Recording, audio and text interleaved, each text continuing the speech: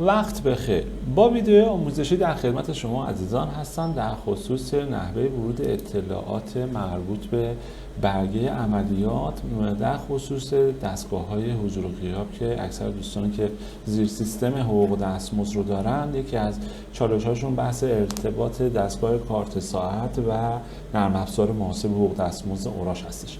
ببینید، خب به طور قطع ما در برگه عملیات وقتی که میخوایم اطلاعات رو وارد بکنیم، حالا اگر دستگاه کارت ساعتی هم وجود نداشته باشه و اپراتور بخواد دستی اطلاعات رو بزنه، باید وارد فرم بشه، حالا چه در رابطه با برگه هایی که در بخش عملیات به صورت مبلغ هستن یا برگه هایی که به شکل کارکرد هستن. اطلاعات رو که میخواد وارد بکنه، خب در حالت عادی که میتونه برگه جدید رو بزنه و کد پرسنل و میزان کارکرد رو در هر کدوم از برگه‌های اضافه کار، مرخصی، غیبت، کارکرد. اما نکته‌ای که وجود داره این هستش که معمولاً برای بحث ارتباط با دستگاه کارت ساعت و انتقال اطلاعات به نرم افزار اوراش ما چه کاری رو میتونیم انجام بدیم؟ در اولین مرحله خب دستگاه کارت ساعت، من اول یه دونه فایل اکسل رو به شکل نمونه اینجا دارم. یه دستگاه کارت ساعت داریم که این فرمت خروجی فایل اکسلش هستش که به طور مثال کد پرسنل، کد تفصیل، نام، اضافه کار و مقدار هر کدوم رو در این جدول به من داده. حالا من میخوام اطلاعات این برگه رو منتقل کنم به نرم افزار اوراش. اولین بار این حرکت رو باید انجام بدیم که دستگاه حضور غیاب رو که انتخاب کردیم از منوی حقوق دستمزد، در قسمت تنظیمات دریافت اطلاعات از دستگاه حضور غیاب روی این کلیک میکنیم. شما اینجا برگه دارید، یعنی به این ترتیب که من میتونم برای دستگاه‌های کارت ساعت مختلفم فایل‌های در واقع ارتباطی متنوعی رو هم براش ایجاد بکنم. حالا من یک دستگاه نمونه رو ایجاد کردم. حالا چه فیلدهایی رو ما باید اینجا پر بکنیم؟ ببینید، در این فرم شما در قسمت سمت راست نوع در واقع اون فیلدی که در نرم افزار اوراش هستش و حالا هر کدوم از اون پارامترها، اضافه کار، مرخصی، غیبت، کارکرد روزانه، نوبتکاری و حالا هر کدوم از این پارامترهایی که اصطلاحاً کارکردی هستن و یا پارامترهایی که به صورت عدد و مبلغ هستن رو میتونید اینجا انتخاب بکنید و در مقابل ستون اکسل نظیر به نظیر رو اون رو در این برگه باید یک بار به نرم افزار بگیم. نکته‌ای که باید دقت داشته باشیم، مثلا در رابطه با بحث پارامتر اضافه کاری، اگر از جدول سمت راست دارم انتخاب میکنن، اینجا فرمت فایلی رو که در سلولی رو که در فایل اکسل قرار هستش برای اضافه کار باشه رو به من میده. HH یعنی چی؟ این در واقع ساعت و دقیقه، یعنی 3 رقم برای ساعت در نظر گرفته، 2 رقم هم برای دقیقه. یا مثلا در حالت آیتم مرخصی استحقاقی فرمتش رو DHM در نظر گرفته، یعنی روز، ساعت، دقیقه. در رابطه با استعلاجی فقط روز، در رابطه با حالا مثلا فرض بکنید تأخیر در ورود، روز، ساعت، دقیقه، یا غیبت روزانه فقط. این ستونی که اینجا شما پارامتر سمت راست رو انتخاب می‌کنید، فرمت مورد انتظار در فایل اکسل رو بهتون میده. یعنی که اگر من دارم مثلا فرض بفرمایید در ستون D و قرار هستش که اطلاعات کار کرده اضافه کار باشه، نرم افزار این فرمت رو از شما قبول میکنه. ببینید، حالا مثلا فرض بفرمایید ستون دی اینجا که من دارم، ستون دی من مثلا فرض بفرمایید ساعت دقیقه، پس ساعت دقیقه میشه، حالا چون 3 رقم برای ساعت در نظر گرفته، اگر یه نفر 10 ساعت و 15 دقیقه اضافه کار داشته، پس میشه 0.10.2.15. یا در رابطه با پارامتر استعلاجی استحقاقی، مثلا مرخصی استحقاقی، روز، ساعت، دقیقه، پس میشه 0.1 میشه روز، 0.4 میشه ساعت، 15 هم میشه دقیقه. اینشو دقت داشته باشید. و در ستون آخرم که نظیر به نظیر این پارامترهایی رو که اینجا برای خودتون انتخاب کردین، ستون اکسلش رو میایم به نرم افزار میگیم. بعد از اینکه یک بار این بخش تنظیمات رو انجام بدیم و برگه رو ثبت کردیم، کار بعدی که باید انجام بدیم این هستش که دیگه از اینجا به بعد هر ماه شما کاری رو که میخوایم بکنید اینه که قسمت خواندن اطلاعات اکسل رو که برید، این فرم براتون باز میشه. از مسیر اینجا در گام اول انتخاب فایل اکسل رو انجام میدم. خب حالا من یک فایل از پیش تعریف شده رو دارم اینجا به نام تایم، اینجا انتخابش میکنم. همینجا یه آیتم داره تحت عنوان این که آقا جون من سطر اول رو ببینم یا صرف نظر کنم. من اینجا تیک صرف نظر کنش رو فعال کردم. یعنی چی؟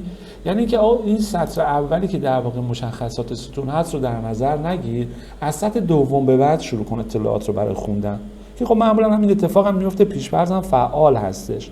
اما اگر شما این سطر رو نداشتید، در واقع میخواین از همون سطر یک شروع کنه اطلاعات رو منتقل کنه، این تیک رو باید بردارید.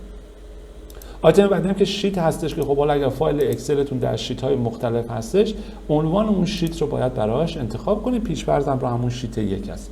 من مرحله اول رو تموم کردم، میخوام برم سراغ مرحله دوم، تنظیمات انتقال فایل اکسل. ببینید اینجا در درجه اول چی رو از من میپرسه؟ انتخاب الگو، اون دستگاه کارت ساعتی رو که رفتیم با هم تعریفش کردیم که گفتیم اگر تعداد بیشتری داشته باشید، در واقع الگوی کارت ساعت متنوعی داشته باشید، اینجا براتون لیست میکنه. من مثلا گفتم رو مدل دستگاه PW1001 من میخوام انتقال رو انجام بدم. برای چه ماهی میخوای انجام بدی؟ ماهش رو با موس میام روی ردیف مربوطه کلیک میکنم و انتخاب میکنم. پس گام دوم انتقال تنظیمات انتقال اکسل رو انجام دادم، میخوام برم گام سوم بررسی صحت اطلاعات. پس میزنم مرحله بعد. یه پیغام هشدار به من میده تحت عنوان اینکه آیا از آغاز عملیات بررسی صحت اطلاعات دارید؟ بله رو که بزنم، ببینید سطر به سطر اطلاعات فایل اکسل من رو بررسی میکنه که آیا این اطلاعاتی رو که داری منتقل میکنید درست هست یا نه. تک تک سلول ها و ردیف ها رو و در واقع معتبر بودن اطلاعات رو داره بررسی میکنه. اگر یکی از این سلول ها فرمتش برابر نباشه یا مثلا در رابطه با کد پرسنلی اطلاعاتش تطبیق نداشته باشه، این رو همینجا به شما هشدار میده. مثلا فرض کنید من در رابطه با بحث کد پرسنلی و کد تفصیلی، خب همونطور که در آموزش‌های مربوط به نرم افزار هستش، من بعداً بهتون توضیح خواهم داد که حالا اون کد دستگاه کارت ساعت رو چجوری باید تطبیق بدیم با کد حساب تفصیلی. پس تا اینجا چه اتفاقی افتاد؟ بررسی اطلاعاتمون رو انجام داد. من میرم به مرحله بعد. در مرحله بعد چه کاری رو داره انجام میده؟ پیغامی رو میده که مطمئن هستی این تایید رو که من بزنم، با توجه به اینکه اطلاعات رو بررسی کرده و صحت داره، کل اطلاعات باید منطقه منتقل بشه به برگه‌های عملیات. تایید رو بزنم، شروع میکنه به انتقال اطلاعات. خب خوشبختانه من تمام مواردی رو که داشتم بدون ایراد برام منتقل کرد. حالا بریم نتیجه کار رو ببینیم. در برگه‌های عملیات بخش حقوق که وارد میشید، اینجا مثلا فرض بفرمایید که من اطلاعات مربوط به اضافه کار رو زدم، یعنی اردیبهشت ماه رو که انتخاب کردم، تمام اون حالا 29 تا ردیفی رو که براش داشتم رو برای من ایجاد کرد به تاریخ اول اردیبهشت که در محاسبه اردیبهشت ماه لحاظ خواهد شد. یا مثلا اطلاعات مربوط به فایل اکسل فایل مرخصی‌های استحقاقی و استعلاجی رو برام آورد و همین ترتیب در رابطه با غیبت و تأخیری که داشتم. پس به این ترتیب اطلاعات فایل اکسل رو برای خودتون منتقل میکنید. من یه نکته دیگری رو همینجا اشاره بکنم. ببینید برای بحث انتقال اطلاعات فایل اکسل به صورت ماهیانه که مسیرش رو توضیح دادم خدمتتون، از اینجا تنظیمات دستگاه کارت ساعت رو انجام میدیم و خواندن رو انجام میدیم، یک جا به صورت کلی اطلاعات بخش عملیات رو برای من منتقل میکنه. اما شما شاید در رابطه با هر کدوم از این برگه‌هایی که ما اینجا داریم به طور مستقل از دستگاه کارت ساعت میخواین یک اطلاعاتی رو بارگذاری کنید. معمولا اینطور حرکت‌ها چون در بحث حقوق دستمزد تعداد پرسنل زیاد هستن، 50 نفر، 100 نفر، 200 نفر آدم رو شما یه جا میخواید مثلا فرض بفرمایید کارکرد یا مثلا مساعده یا خرید از فروشگاه یا یه هر کدوم از این پارامترهایی رو که اینجا داریم رو میخوایم به صورت یک جا از فایل اکسل وارد کنیم. مراحل دریافت اطلاعات از اکسل، خب اینجا دیگه مشابه همون ویدئویی هستش که در خصوص دریافت اطلاعات اکسل تو تمام نرم افزار کاربرد داره. توی این ویدئو من صرفا در رابطه با حالا اون بحث تنظیمات دستگاه کارت ساعت حقوق دستمزد توضیح دادم که یک مقدار متفاوت هستش با بقیه ورود اکسل هایی که توی نرم افزار هست. یه توضیح آخرم در رابطه با بحث این کد پرسنلی من بدم. این کد پرسنلی از کجا میاد؟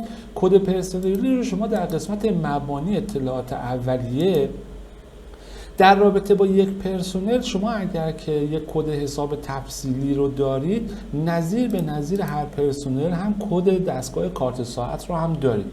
در بعضی از شرکت‌ها این کد با این کد برابر هستش، در بعضی از شرکت‌ها متفاوته. یعنی این کدگذاری که برای دستگاه کارت ساعت یا اون بحث کد کارگزینی، کد پروندهش اونجا وجود داره و شاید با کد حساب تفصیلیش متفاوت باشه. ما برای انتقال اطلاعات از دستگاه کارت ساعت این کد رو داریم در واقع صدا میزنیم در خصوص کارکرد هر کدوم از اشخاصی که قرار هستش که توی برگاه اطلاعات ورود خروجشون رو ثبت بکنیم.